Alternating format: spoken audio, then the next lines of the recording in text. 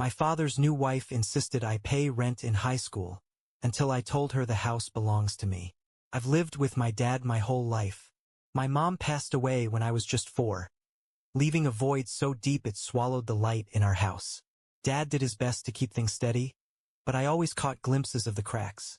The way he'd stare at Mom's favorite chair or linger a little too long over an old photo album. The house we lived in wasn't just ours. It belonged to my mom's parents. It still had that old, lived-in charm. Creaking wooden floors, floral wallpaper faded with time, and a faint smell of lavender that never seemed to leave. After my grandparents passed, it was just Dad and me rattling around in a space that felt far too big for 2 people. When I turned 14, everything changed. One evening, Dad came home looking nervous. He adjusted his tie, something he only did when he was hiding something, and cleared his throat. "Lila," he said hesitantly, "I want you to meet someone special." The way he said it made my stomach twist. Before I could ask what he meant, the front door creaked open, and in walked Sandra. Tall, blonde, perfectly put together, with an air of confidence that filled the room. Her perfume was strong, too strong, and it clung to the air like a challenge. But I barely noticed her. My attention was immediately drawn to the 2 figures standing behind her. "These are my kids," Sandra said, her voice warm yet sharp, like she was trying too hard. She gestured at them with manicured nails. "This is Caleb, he's in college, and this is Kelsey, she's 16. Caleb barely glanced at me, glued to his phone like it was the most important thing in the world. Kelsey, on the other hand, stared me down with a smirk that sent a chill up my spine. It wasn't a friendly look. It was a warning. Later that evening, while Dad and Sandra chatted in the living room, Kelsey cornered me in the kitchen. "Just because our parents are dating doesn't mean we're sisters," she said, crossing her arms and leaning against the counter. Her tone was dripping with superiority. "We don't have to be friends, either. Let's keep our distance. Okay?" I was too stunned to respond. 6 months later, Dad and Sandra were married, and everything familiar about our house disappeared. Caleb took the guest room, Kelsey moved into the study, and Sandra's things multiplied like weeds. My mom's photos and little trinkets were boxed up and replaced with Sandra's vases, candles, and framed photos of her kids. The bathroom, once mine and Dad's, became a war zone. It was either occupied by Sandra's endless beauty routine or Kelsey's TikTok marathons. I started waking up an hour earlier just to shower before school. But I didn't complain. Not when Dad looked happy for the first time in years. He'd hum while making breakfast, come home early for family dinners, and smile in a way I hadn't seen since Mom died. Then Dad got promoted. "Regional Sales Director," he announced at dinner, grinning ear to ear. Sandra's eyes gleamed with excitement. "Oh, David, that's amazing. We should renovate the kitchen. Maybe get a new car." But I barely heard her. My focus was on one phrase: extensive travel. The reality of those words hit me a week later when Dad left on his first business trip. The second his car disappeared down the street, Sandra's warm smile vanished, replaced by a steely glare. "Lila," she said sharply, "we need to set some ground rules." Her version of rules turned into a never-ending list of chores and restrictions. No study groups, no volleyball practice. "Someone needs to help with dinner," Sandra said flatly. Every day after school, I rushed home to scrub floors, clean windows, and cook, while Kelsey lounged on the couch giggling at her phone. Caleb was barely around, only showing up long enough to leave dirty dishes in the sink. One night, while scrubbing pots in the sink, I couldn't take it anymore. "Why doesn't Kelsey do any of this?" Sandra's head snapped up from her magazine. Her eyes narrowed dangerously. "Kelsey is focusing on college applications. She doesn't have time for chores." I glanced over at Kelsey, mid-TikTok dance, twirling with exaggerated enthusiasm. "Really? She looks busy." Sandra's voice dropped, cold and sharp. "Enough, Lila. I won't tolerate disrespect." I clenched my jaw, biting back the words threatening to spill out. What was the point of arguing? Dad was gone, and Sandra ruled the house like a queen. The worst part wasn't the chores or Kelsey's laziness. It was the act Sandra put on whenever Dad called. "Oh, honey," she'd sigh dramatically. "You have no idea how hard it's been, managing the house, taking care of everything on my own." And Dad? He'd fall for it every time. Clueless, he'd kiss her forehead and hand over gifts. Designer handbags, perfume, jewelry. "You're amazing," he'd say. "I don't know what we'd do without you." I'd stand there in silence, my hands raw from scrubbing floors, my homework untouched, watching the charade unfold. And every time I caught Kelsey smirking at me behind her phone, I realized the same painful truth. No one was going to save me. I'd stand there, my hands raw from scrubbing, homework unfinished, watching the charade unfold. And when I caught Kelsey smirking at me behind her phone, I knew no one was going to save me. No one even saw me. Caleb spent his days gaming, Kelsey scrolled on her phone, and I did all the work. Dishes, laundry, mopping, the list was endless. It didn't matter if I had exams coming up or if I was exhausted after school. I had to be the one to keep the house running because, according to Sandra, someone had to step up. One night, after Sandra went to bed, I decided I had enough. I found Kelsey sprawled across the couch, earbuds in, scrolling through her phone with a lazy smile on her face. My blood boiled just looking at her. "Why don't you ever help?" I asked, my voice tight with frustration. She looked up at me with a smirk, as if she had been waiting for me to finally snap. "Because no one notices you," she said simply. "Dad only sees Sandra. You're invisible, Leah." I swallowed the lump in my throat, her words hitting harder than they should have. The worst part? She was right. Every time Dad came home, Sandra played the exhausted stepmom, sighing dramatically about how hard it was to manage everything alone. Dad, oblivious, showered her with gifts, designer handbags, perfume, jewelry. I could have collapsed in front of him from sheer exhaustion, and he still wouldn't have noticed. By my senior year, I couldn't take it anymore. The resentment festered inside me like a wound that refused to heal. Then, one evening at dinner, Sandra folded her hands neatly on the table and smiled. That fake, practiced smile that always meant she was about to do something cruel. "Now that you're 18, she said sweetly, "you need to pay rent. $500 a month." I nearly choked on my food. "I'm still in high school," she shrugged, completely unfazed. "We can't afford freeloaders." Caleb and Kelsey both snickered, like this was some great joke at my expense. I clenched my fists under the table. So Caleb, who plays video games all day, doesn't pay. Kelsey, who does nothing, doesn't pay. But I do. Sandra's smile didn't falter. "My kids are getting established." A strange calm settled over me, a cold kind of clarity I hadn't felt before. "Well, I won't be paying rent." Sandra's expression hardened. "Oh, you will. This is my house. My rules." I met her gaze, unwavering. "No, it's my house." Silence. Heavy, suffocating silence. Sandra blinked, then laughed. A short, disbelieving sound. "That's ridiculous." I didn't flinch. "My grandparents left it to me before they passed. It's legally mine." Sandra's face twitched, but she recovered quickly, pulling out her phone. "We'll see about that." She pressed Dad's number and put him on speaker. The line rang twice before he picked up, his voice groggy. "Sandra? What's going on?" Sandra's voice turned sharp. "Lee's claiming the house is hers. That's not true, right?" A long pause, the kind that stretched too long, filled with something that felt like guilt. Then Dad sighed heavily. "Actually, it's true." The blood drained from Sandra's face. "Not important?" she shrieked.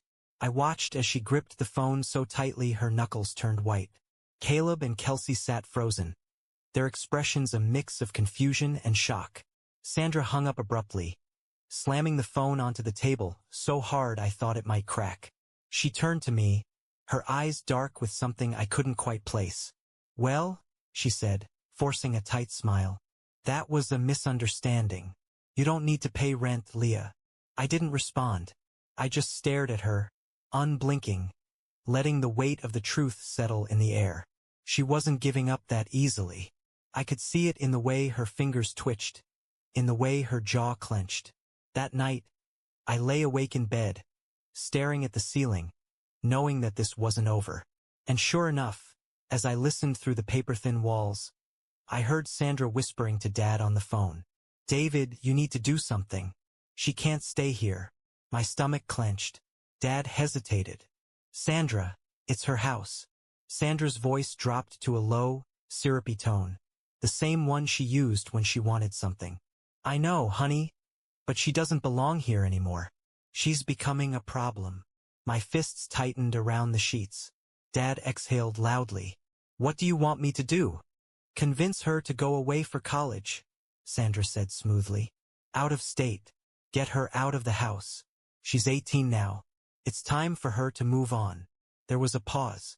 Then Dad muttered, "Maybe you're right." I felt like I had been punched in the gut. They wanted me gone. My own father wanted me gone. The next morning at breakfast, Sandra acted as if nothing had happened. She poured herself coffee, chatted with Caleb and Kelsey, all smiles. But I knew better now. She wasn't going to stop until she pushed me out of my own home. But she underestimated me. I had a plan, and I was going to win. Sandra forced a tight smile. "Well, that was a misunderstanding. You don't need to pay rent, Leah." I didn't respond. I knew she wouldn't give up that easily. Her smile was too forced, her eyes too calculating. She wasn't backing down. She was just regrouping. That night, as I lay in bed staring at the ceiling, I heard hushed voices coming from the hallway. I shifted silently, creeping closer to my bedroom door, straining to hear. "David, you need to do something. She can't stay here." Sandra's voice was low, but urgent. I held my breath, pressing my ear against the door. "She's becoming a problem," she whispered. "She doesn't fit in here anymore. We need to convince her to go to an out-of-state college. It's for the best." My stomach clenched as silence filled the air. I willed my father to say something, anything, to defend me, to tell her she was wrong. But all I heard was a hesitant sigh. "Maybe you're right," he finally said. My chest tightened. My own father was willing to push me out of my home, just to keep Sandra happy. I clenched my fists. If they wanted me gone, they'd have to do better than that. The next morning, Sandra acted like nothing had happened. She greeted me with her usual fake cheeriness, pouring coffee, smiling like a perfect homemaker. But I knew better now. She wanted a fight? Fine. She was about to get one. I set my fork down with deliberate slowness. "Starting next month," I said, my voice calm but firm, "everyone pays rent. $500 each." Sandra froze mid-bite. Caleb, half awake, dropped his phone into his cereal with a splash. Kelsey's spoon clattered against the table. "Excuse me?" Sandra's voice was sharp, her smile now completely gone. I smiled back, sweet and unapologetic. "We're all adults, right? Seems fair." Sandra's face darkened. "Family doesn't charge family rent." I raised an eyebrow. "Funny. You said the opposite yesterday." She slammed her coffee cup down so hard the liquid spilled onto the table. "That was different. I was teaching you responsibility." I let out a dry laugh.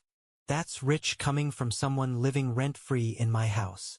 Caleb, ever the golden boy, shot up from his seat, knocking over his chair in the process. "Listen here." "No, you listen." I cut him off, standing up as well. "You've been out of college for 2 years and still don't have a job. I've been buying groceries with my own money. Maybe it's time you learned responsibility." I turned to Kelsey, who was still sitting there, frozen. "When was the last time you even did your own laundry?" Sandra's voice shook with rage. "You're just a bitter little girl jealous of my kids." I met her glare with steel in my eyes. No, Sandra. I'm finally standing up for myself. Her chair screeched as she shot up from the table. "Caleb, Kelsey, pack your things. We're leaving." They didn't hesitate. For once, they had no words, no sarcastic comments, no smug glances. An hour later, I stood in the doorway, watching as they stormed out, suitcases in hand. Sandra's face was twisted in fury, but beneath it, I saw something else, shock. She hadn't expected this. Neither had I. The house felt peaceful. For the first time in years, I could breathe. I walked through the now quiet rooms, my fingers trailing along the furniture, no longer feeling like a stranger in my own home. The peace didn't last.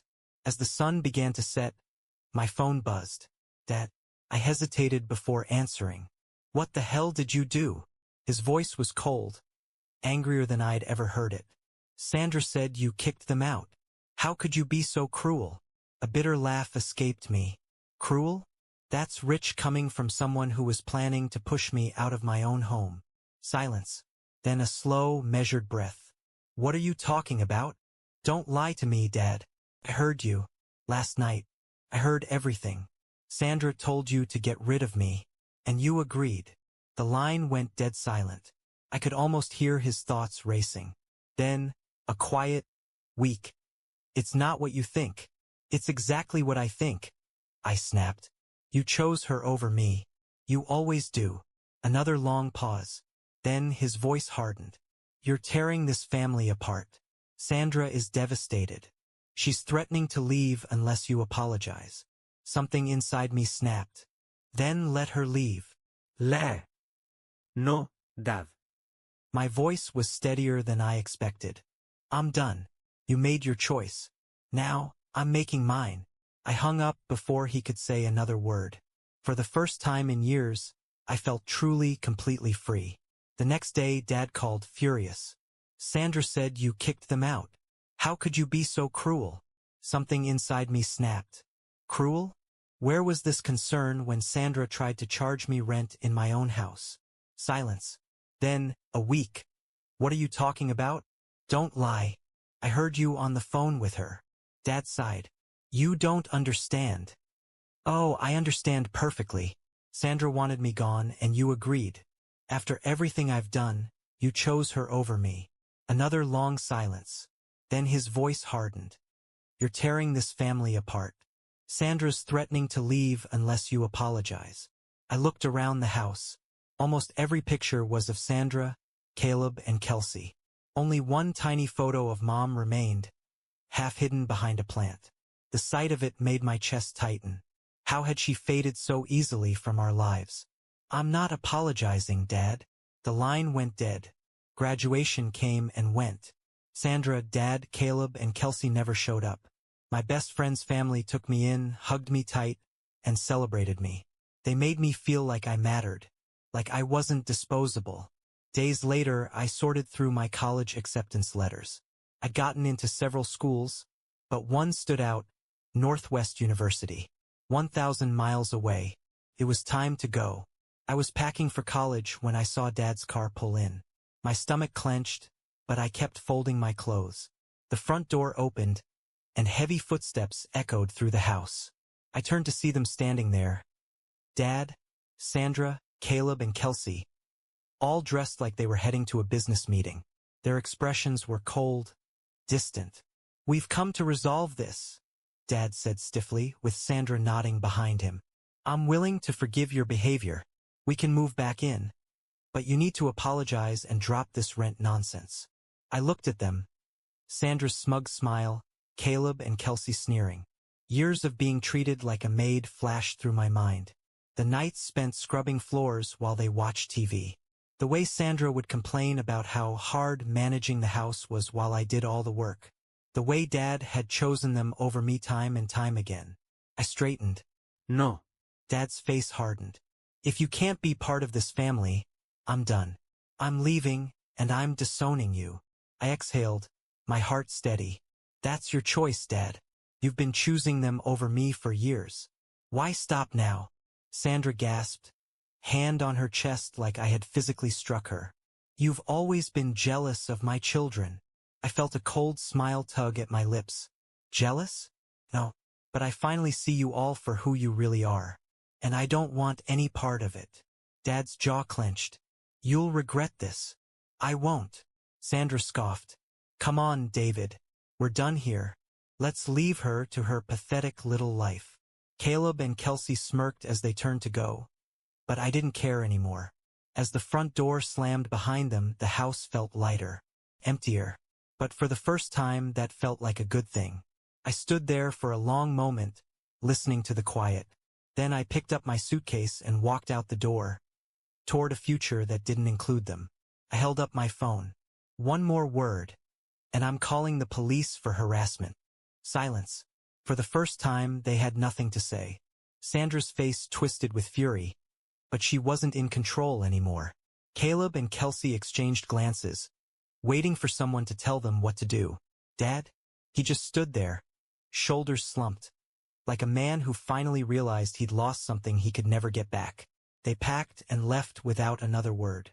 It's been 3 months. I'm writing this from my dorm at Northwestern University, 1,000 miles away. Finally free. The house, my house, is rented out to a young family. I visited once before I left for college, just to make sure everything was in order.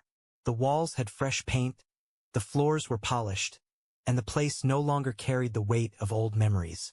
I could hear a child laughing from the backyard, and for the first time in years, the house felt like a home again. The rent covers my college expenses, so I don't have to worry about money. I have a scholarship too, but knowing I have financial security is a comfort I never thought I'd have. Dad?